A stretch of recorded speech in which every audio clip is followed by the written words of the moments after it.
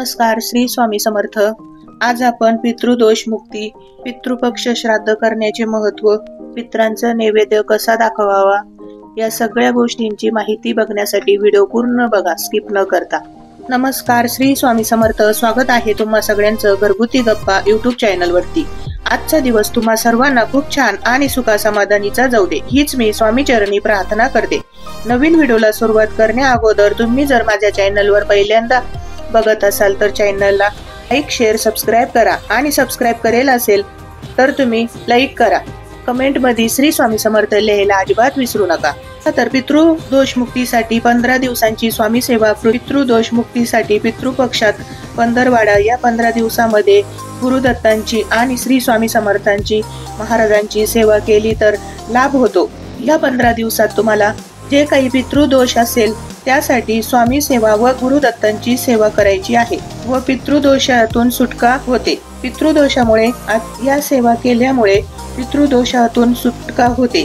पितृदोषामुळे अनेक प्रकारचे त्रास होतात, नोकरीत अडचण, शिक्षणात अडचण, विवाह होत नाही, कुटुंबात सगळ्यांना काही ना काही अडचणी असतात। या सगळ्या अडचणींना उपाय म्हणून दत्तगुरूंची उपासना, नामस्मरण करावं। पितृपक्षात दत्ताला नाम जप करण्याचे महत्त्व आहे। दत्ताच्या नाम जपाने पूर्वजनांना गती मिळण्यास मदत होते आणि त्यांच्या त्रासापासून रक्षण होण्यास मदत होत असल्याने पितृपक्षात दररोज एक मंत्र आहे तो जप करावा। तो मंत्र म्हणजे श्री गुरुदत्त, श्री गुरुदेव दत्त या मंत्राचा जप करावा।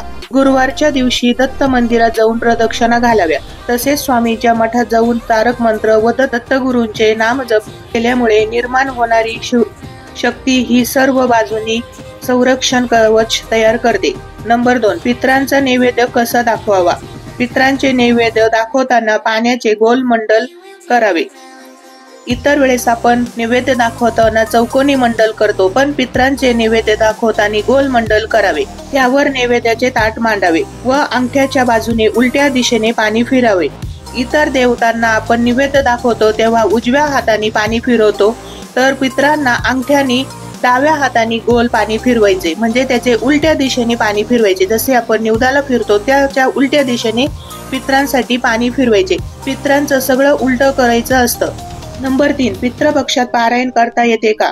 तर हो, पितृपक्षात कोणत्याही ग्रंथाचे पारायण करता येते। गुरुचरित्र, नवनाथ, भागवत, श्रीपद चरित्र हे सगळे पितृपक्षात केलेली पारायणे हे पितरांना संतोष करतात। नंबर 4, पितृपक्षात रोज पितरांची सेवा कशी करावी? सकाळी उठल्यानंतर देवपूजाच्या आधी नित्य सेवा ग्रंथातील पितरांना तृप्त करणारे स्तोत्र, बाह्य शांती सूतक वाचावे। रोज पंचमहायज्ञ करावे। पंचमहायज्ञ जर तुम्हाला माहित नसेल तर तुम्ही कमेंट मध्ये सांगू शकता। पंचमहायज्ञ या 15 दिवसात नक्की करावा। पंचमहायज्ञासाठी फक्त 5 मिनिटे लागतात। दर अमावस्येला हिरण्यदान करावे। 1 जानवे, पेढे, 11 रुपये, 21 रुपये दक्षिणा इत्यादी ब्राह्मणाला दान कराव्यात। पितृपक्षामध्ये दान करण्याला महत्त्व आहे।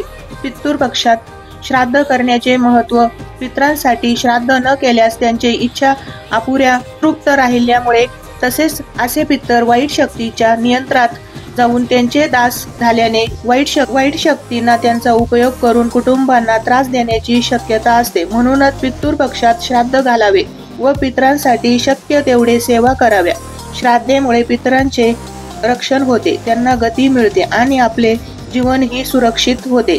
पक्षात 1 दिवस पितरांचे श्राद्ध केले वर्षभर पितरांना तृप्ती राहते। तिच्या मृत्यूनंतर आत्म्याला सद्गती मिळावी म्हणून श्राद्ध करणे ही हिंदू धर्मात एक वैशिष्ट्य आहे। प्रतिवर्ष पितृपक्षातील कृष्ण पक्ष महालय श्राद्ध केले जाते म्हणून श्राद्ध करण्याला महत्त्व मानले जाते। तसेच तुम्हाला श्राद्धाबद्दल महत्त्व, पद्धत, पितृदोष, पितृमुक्ती या सर्व बद्दल माहिती कळाली असेल तर तुम्ही कमेंट करा। तसेच तुम्हाला या सर्व गोष्टींची माहिती पहिलेपासून असेल तरी तुम्ही कमेंट करून सांगू शकता, जेणेकरून इतरांना अजून माहिती मिळेल। व तुम्हाला श्राद्ध पक्षात हा शुभ कार्यासाठी निषेध का मानला जातो यावर स्पेशल व्हिडिओ पाहिजे असेल तर कमेंट करा। माहिती आवडली असेल, व्हिडिओ आवडला असेल तर चॅनलला लाईक, शेअर आणि सबस्क्राइब करा। पुन्हा भेटूया अशाच एक नवीन व्हिडिओ मध्ये। श्री अवधूत चिंतन, श्री गुरुदेव दत्त, श्री स्वामी समर्थ।